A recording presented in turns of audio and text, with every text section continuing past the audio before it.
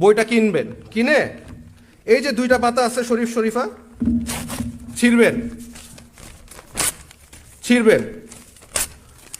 ছিঁড়ার পরে আপনারা ওই বইটা আবার দিয়ে দিবেন, দিয়ে বলবেন এটা কম, অর্ধেক দামে বেচো, যাতে মানুষের অ্যাওয়ারনেস হয় যে এই বইয়ের আমাদের প্রতিবাদ এটা হতে পারে যে আমরা এই বইয়ের 2টা পাতা, এই শরীফ শরীফার পাতা ছিঁড়ে ওই বইটা আবার ওদের কাছে দিব, আমার টাকা দিয়ে আমি ছিঁড়বো। ঢাকা বিশ্ববিদ্যালয়ের এই শিক্ষককে আমি ধন্যবাদ জানাই তার সাহসিকতার জন্য। ওই শিক্ষকের কি জানি নাম, জনাব আসিফ সাহেব। আমি আসিফ সাহেবকে ধন্যবাদ জানাই। আপনি সত্যিকারের বীর পুরুষ। আপনি যেটা করে দেখিয়েছেন এদেশের অনেক হুজুররাও সেটা পারে নাই। স্যালিউট আসিফ সাহেবকে আপনার সাহসিকতার জন্য। আপনি যেটা করেছেন আমাদের দেশের অনেক হুজুরও সেটা পারে না। সত্য কথা তো তিতা হয়। আমি গত অক্টোবর মাসে কোন এক মাহফিলে এক কামিল মাদ্রাসার প্রিন্সিপাল সাহেবকে প্রশ্ন করেছিলাম, হুজুর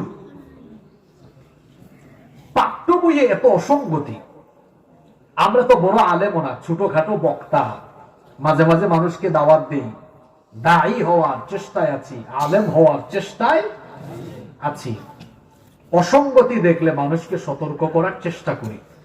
পাঠ্য বইয়ের অসঙ্গতি গুলো আমরা দেখার পরে, হুমকি ধামকি পাওয়ার পরেও মানুষের সামনে এগুলা বলে যায়।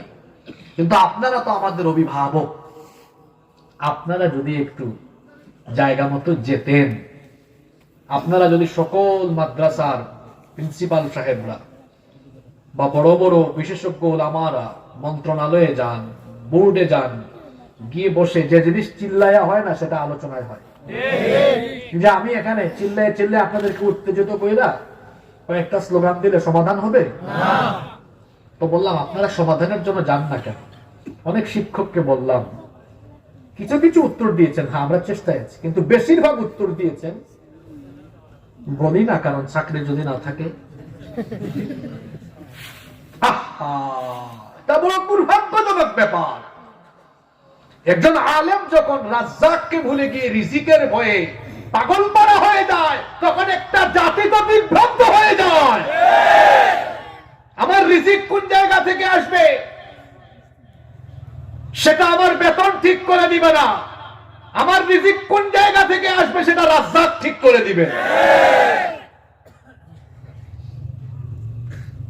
আমি এজন্য বলেছি আসিফ সাহেবকে ধন্যবাদ, এত বড় সাহস দেখিয়েছেন। কি সুন্দর বললেন, ওই পাতাগুলো এভাবে ছিঁড়ে ফেলবেন, তারপরে বইটা আবার ফেরত দিয়ে বলবেন নিজের টাকায় কিনে ছিঁড়েছি, তোমাকে আবার ফেরত দিয়েছি, আমার টাকা দিয়ে আমি কিনছি। তিনি বললেন এটাও একটা প্রতিবাদ হতে পারে। তিনি রাষ্ট্রকেও অথবা কাউকে কটাক্ষ করে। আচ্ছা, এদেশে আপনার ব্যক্তি স্বাধীনতা আছে না নাই?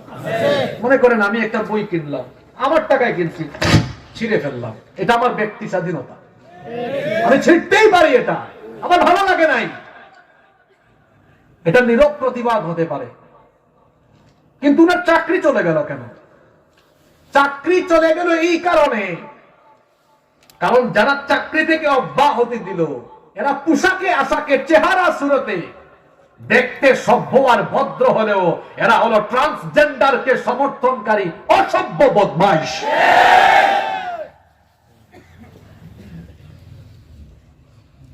কি ভয়াবহ পরিস্থিতি বিরাজমান। সচেতন যদি না হন, কোমলমতি ছেলে মেয়েদের ভবিষ্যৎ হবে সর্বনাশ। শরীফ থেকে শরীফা আর ক্লাস 6-7 যৌনতা ঢুকানো, এগুলো তো সভ্য সমাজে বলাও যায় না। আপনারা নিজেরা ওই বইগুলো পড়ে নিয়ে, আমি কি ভুল বলেছি? মাঝখানে 2-3 মাস আগে এক মহিলার বক্তব্য ভাইরাল হয়েছে, শোনেন না আপনারা? ওই মহিলা কি বলেছে, যেগুলো আমরা আমাদের মেয়েদেরকে ঘরে শেখাতে পারবো ওগুলো আপনারা স্কুলে শেখান কেন? আপনাদেরকে কি দায়িত্ব আমরা দিয়েছি? টিভিতে দেখবেন, প্রতিদিন টিভিতে দেখবেন বিশেষজ্ঞ বুদ্ধিজীবী, চতুর্দিকে চুল আছে, মাঝখানে দাড়ি নাই, কি আছে? বিশেষজ্ঞ। এরা আসলে বিশেষজ্ঞ নাকি বিশেষ অজ্ঞ আমি জানি না। কারণ এদেরকে আমি বিশেষ অজ্ঞই বলি, এত অজ্ঞ। পড়তে পড়তে গবেষণা করতে করতে পাইছে তার নাকি বাপ দাদার আগে যারা ছিল তার 14 গোষ্ঠী নাকি বান্দর ছিল, বান্দরের ঘরের বান্দর। তোর বাপ দাদা যদি বান্দর হয়, তুই মানুষের সমাজে থাকস কেন রে?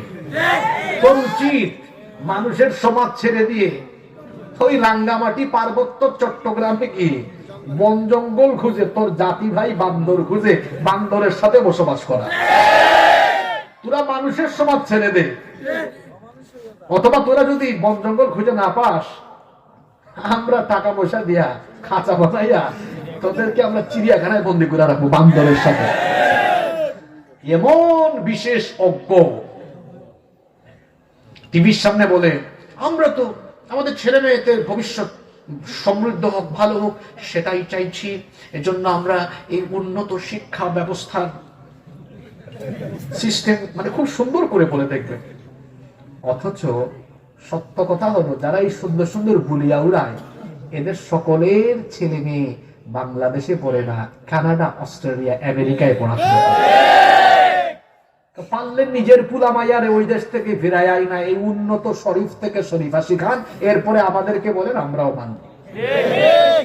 নিজেদের পুলা মায়াদেরকে আলু ভর্তা, ডিম ভাজি এগুলা শিখাবে না তারা, তাদেরকে পাঠিয়ে দিয়েছে ইউরোপে, আমেরিকায়। কথাগুলো ভুল বলেছি? একটু সমাজের চারপাশে চোখ বোলান, যারা এগুলা দেখো চুপচাপ লেবাসদারি শয়তান গুলা একটারও পুলা মায়া এদেশে পড়াশোনা করে না। আল্লাহ আমাদেরকে বুঝার তৌফিক দান করেন।